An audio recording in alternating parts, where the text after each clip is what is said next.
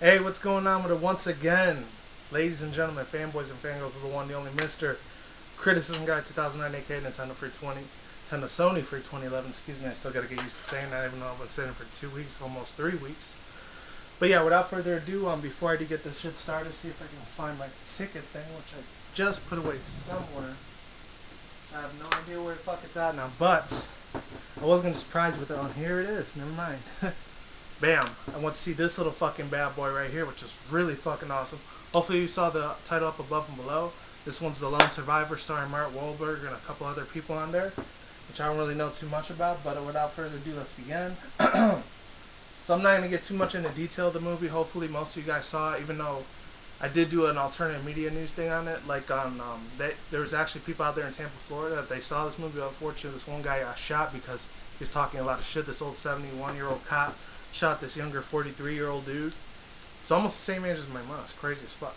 But other than that, sorry about my voice. I'm not sick or anything. I just haven't had any hydrates, even though I have a little bit of water back there. I don't feel like drinking it though.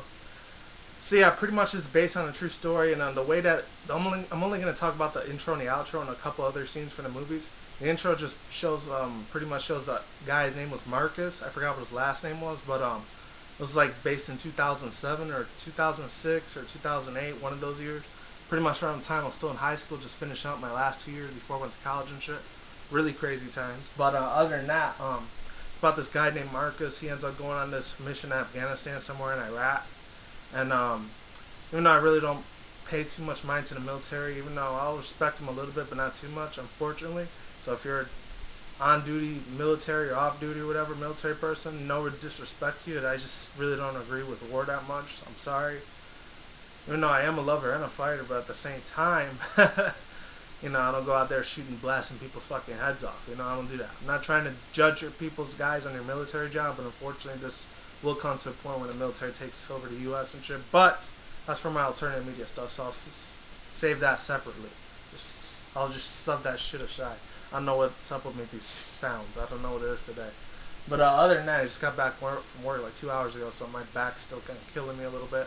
But other than that, there's that at the beginning. They show all the military, Navy, training war they went through. It was based on the real life of Marcus or whatever. He actually did an interview like a couple of years ago, which I was not even aware of. There was a book adaptation of this real life. And that was a movie starring Mark Walberg as Marcus. And anyways, other than that, what happens is that I think it was originally from Texas and shit too. But other than that, what happens is at the end, then they show the same thing, all the people that died and everything.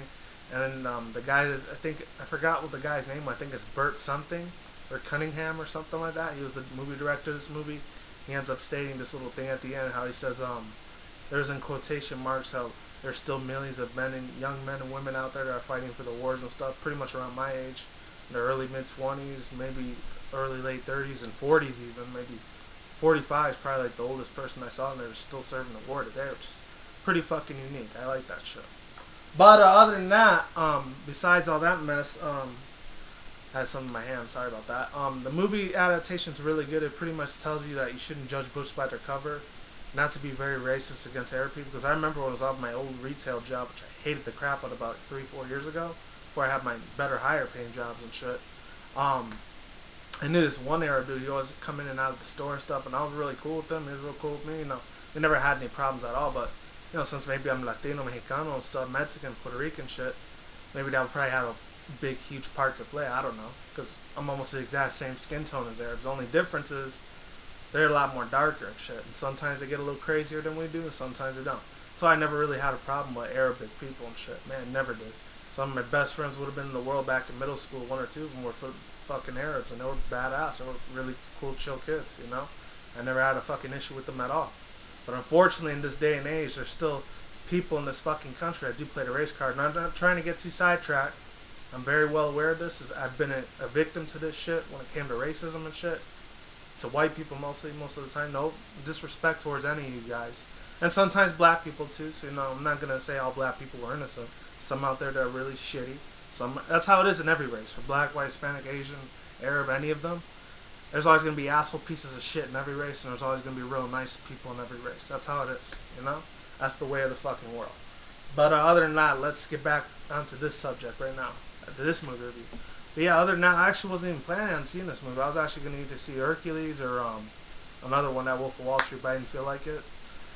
But other than that, another reason why this is a really good movie, there's just all these really amazing, crazy ass effects and scenes. How Mark Walberg and his four like solo teams or whatever, they're trying to fight all these evil, really bad like terrorist Taliban people, not Al Qaeda or Al Qaeda shit, but the real actual Taliban terrorists and shit. And they're trying to blow their fucking heads off like crazy. There's a lot of bloods, guts, and wars, a lot of fuck shit, profanity kind of thing that they're saying throughout the movie. And they got every right to do that because, you know, they're risking their lives out there just trying to save the U.S. for people to, you know, like you, me to even have the little freedom that we even have these days, because you already know the NSA is always watching motherfuckers. They're probably watching my ass right now as I speak, but I really don't give a fucking shit, so fuck them. I don't care. But other than that, let's get on to this shit. Obviously, the reason why I really love this movie, all the gun shooting, all the gunfights, the violence, and then it shows one really special part in the scene where they show like these three Arab people, whatever, these three Afghanis. They end up like minding their own business or walking their sheeps and their goats and lambs and everything to the mountains. And there's one really old 70, 80-year-old viejito. There's this old like senior citizen guy. He's walking up there. And they show younger kids like 10, 11 years old. And there's one who's like 18, 19. And one of them ends up being a little racist cunt. He ends up saying, oh no, that's the look of a warrior. He's about to kill all of us. Son of a bitch will fucking kill him and stuff, you know. Right away, he's got to play the fucking race card shit. And that kind of ticked me off a little bit, but at the same time, it's a movie. What can you say? When they say based on a true story, not all of it's really 100% true. Maybe 70 or 80% maybe or may not be true, and the other 20, 30% is probably fake. But other than that, what happens is Mark Walberg once again did a tremendous ass performance. I know he's doing 2 other movies. He's going to be doing Transformers 4 this year, and he's going to be doing Ted 2. I'm definitely looking forward to see that shit. Because the last movie I saw him from, Painting Game, it was decent. Wasn't the best movie ever, but it was okay. I didn't really do a movie review on it because I already came on Blu-ray DVD. I really don't do too many of those, but I did say this year I'm going to try to do more DVD Blu-ray reviews. So I'm going to try to keep my end of the bargain promise on there, even though I only get 10, 20 views. But I still appreciate the 10, 20 people that watch my shit.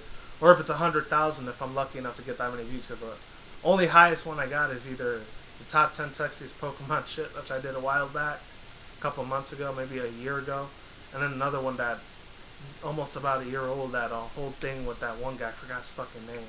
The ex-cop hunter guy, that one's got like 12, 1,300,000 views. I had no idea that it could get that many views. But other than that, the highest views I probably got so far is last month or last week when I did the top 50.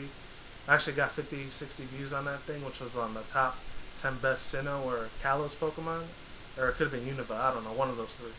But I'm getting off track again. So yeah, other than that, they're just falling off cliffs after they end up getting shot by machine guns. As you can see there, there's some of the pictures of them in real life, the ones that did die and serve in the war. Except for that one dude, which was Marcus. He actually lived to see his parents and his family and his son again, which is great. I think he's 33 or 35 something years old now, so he's a lot older than I am. But other than that, another reason why it's just really fucking awesome is that, besides all the gun scenes and shit, they show what it's like to be in the real military and shit, because they're dodging all these missiles, these firearms, and machine guns all over the fucking place. They're getting blooded up, tatted up all over the place. They get their face burned. One of them gets their hand shot and their back shot. And one of them has to make a distress call, but unfortunately he loses his life at the end. And he dies just sitting there. It's crazy. The first one that dies, he gets like caught in the military, not caught by the Taliban.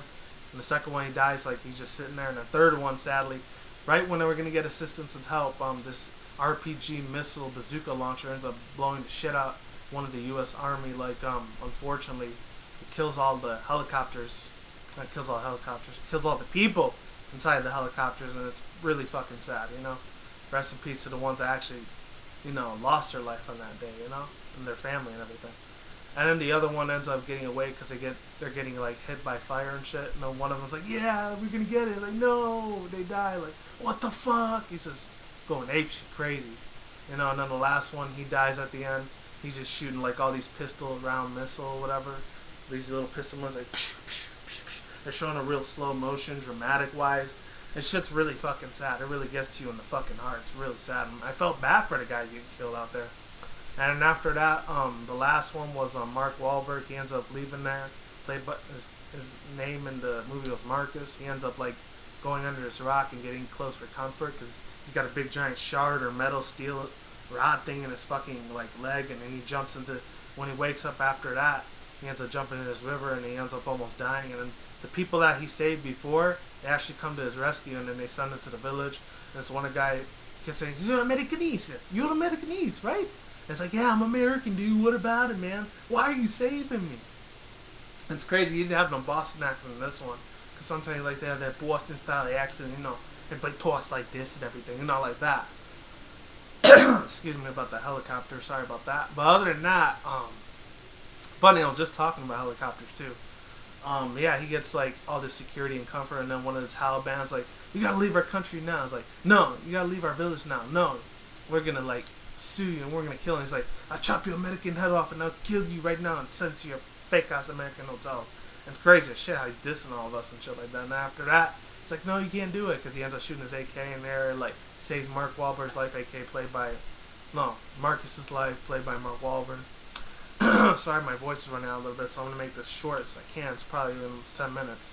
But yeah, shit's really fucking insane out there. This shit hits the fan like a fucking motherfucker. I'm telling you right now, that shit's fucking insane. And then last but not least, you know, after that, what happens is the second or third day it gets attacked by an RPG. The village gets attacked by a fucking bazooka heat missile launcher, whatever you want to call it. It fucking blows up to a million pieces. It's crazy shit. And then the other ones are fighting with AK-47. He's like, "Oh, I need a knife. I need to take this off. You know, I need to feel better." And like, he's taking all the steel rods out of him, which is good. He's feeling better. And he almost gets tapped by a Taliban terrorist dude or whatever. And then after that, what happens is the guys, the family that saved them, they're all fighting for their lives. And one of them almost dies, almost gets shot in the shoulder. And then after that, Mark Walberg finally gets saved because of USA or whatever. They sent one of the people, whatever, to travel to one of the U.S. Air Force bases after like 3-4 days of hiking there.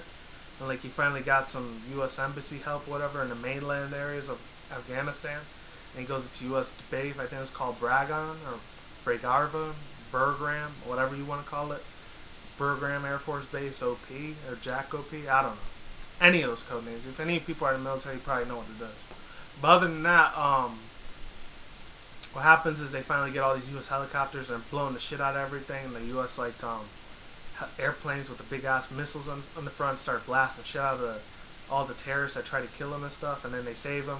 They put all these things on him. He's like, "You're safe. You're gonna be okay." And he thanks the kid and he kisses him. He hugs him and he tells the dad like, "I promise I'm gonna make this up to you, man. I swear." And then show real life pictures of him 2011, 2012, a couple years later when after it happened, which was about a year or two ago when it happened. Well, when they took the picture, because it was 2007 or 08 when it happened. And after that, that's pretty much it. So long story short, my views, thoughts, and opinions on this film. I thought the shit was fucking amazing. The storytelling was real beautiful, phenomenal. I love the way how Mark Walberg was narrating at the end and the beginning of the movie. They showed him die, but then he brings that to life because he says a piece of himself died on that mountain in Iraq when he had to fight all the Taliban terrorists and shit. Fucking epic ass shit because they kept having a lot of trouble with satellites and trying to get back to Star Command or not Star Command. Thinking about Toy Story now. They're trying to think about the Air Force Base Command. They didn't have any signal until the end. It's pretty fucking sad. All three of them died, but he lives on, and I'll never forget his like brothers in arms or whatever, something like that. And that's all I have to say for now. So like I always say, hopefully you like the movie review. I thought it was awesome. I'll put the link for the trailer down below if you want to check it out. Best fucking movie of 2014. I'm just gonna say it right now. Besides the other one I just said with Walter Mitty a week ago. And I'm probably going to be watching either Nonstop or RoboCop next month in February, so you guys check that shit out. And like I always say, is what it is, ain't what it ain't. See you when I see you guys. Have a good day, have a good night. Wherever you're around the world, don't drink, smoke weed at the same time. Don't turn into reckless. See you soon.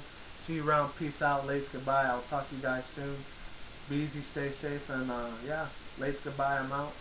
And deuces. See you soon. Bye.